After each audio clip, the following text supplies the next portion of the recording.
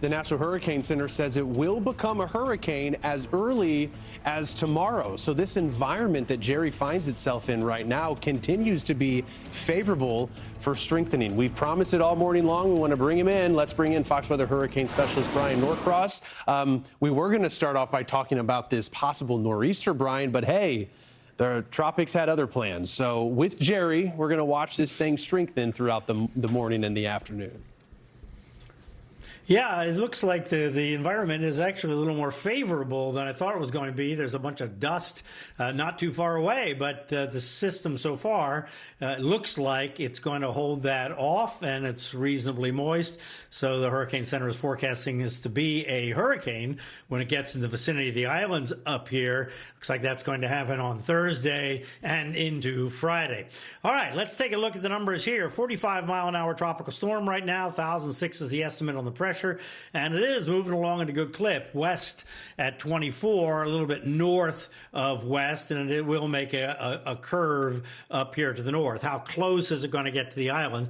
That's really the big question with this storm, the biggest outstanding question. There you can see it's got a pretty healthy looking shape to it. And look at this funny kind of line up here to the north. That's actually the advancing dust, but it does look like the system will be moist enough to hold that off. Here you can see the circulation.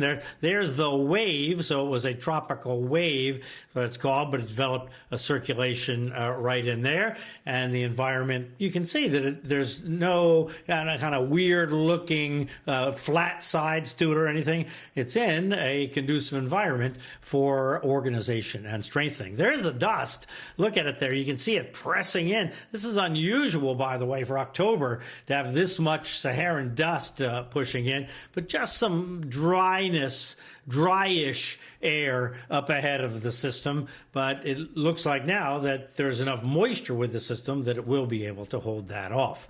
All right, so here's the cone from the Hurricane Center, and you can see the idea is that it just slowly intensifies. We have pretty strong tropical storm tomorrow on their schedule, and then a hurricane by Thursday morning, and then by later in the day, Thursday, some of that is affecting the islands, maybe about Guadeloupe and north. That's where the closest point of approach is going to be. So Bermuda and Anguilla and Antigua all should be watching this closely. And then we're going to get some fringe effects a little farther west. I'll show you that when we look at the moisture here in just a second. And then turning north. Is there any chance this is going to affect the U.S.? No, there is no chance of that. Bermuda, obviously, going to have to watch it. Most of the computer forecasts take it east Bermuda, but obviously that far out, there's going to be some uncertainty.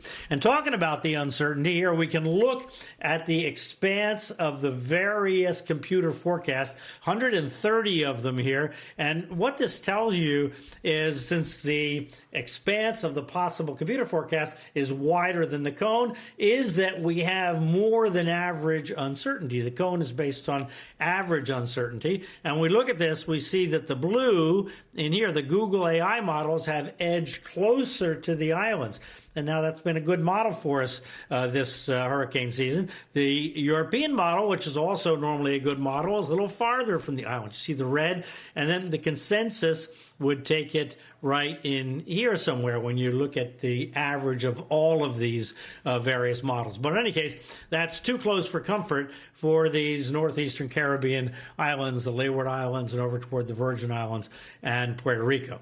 All right, here you see when we add all this up and look at that consensus, we have certainty of where it's going here, but then when we get up near the islands, notice it goes down here on our kind of a certainty scale. So that's what was reflected in the width of those various possible forecast lines.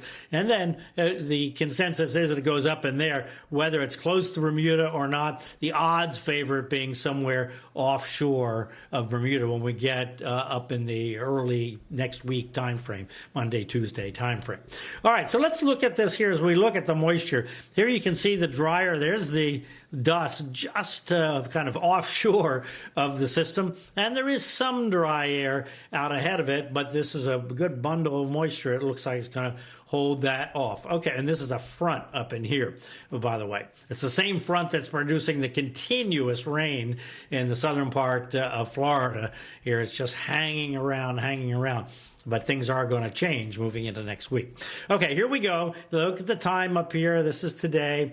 Looking at it starting this afternoon. Now, going forward in time, there's tomorrow, and we get to Thursday morning. Notice the system is in the vicinity of the islands. There's still, according to the model, some dry air, which will probably keep it from exploding into a big hurricane or a strong hurricane. I mean, still, a hurricane is a hurricane if you happen to get hit with it. But remember that the worst of the storm is going to be on this side, which will not be the island side. But this is, like I said, too close for comfort here for the system coming that close, intensifying into a Category 1, and that means we have to be ready for a Category 2 hurricane. All right, so there we are Thursday morning. This is when it's making its approach to the islands. And then we go to Friday afternoon. This is probably the closest point of Friday noontime, actually, to the northeastern Caribbean islands. But remember, it's maybe closer to the islands, maybe over the islands, maybe farther offshore based on that spread that we saw in the models. And then it's coming up here and getting close to this front up here. When we get to Saturday, then the issue is the moisture feed coming in.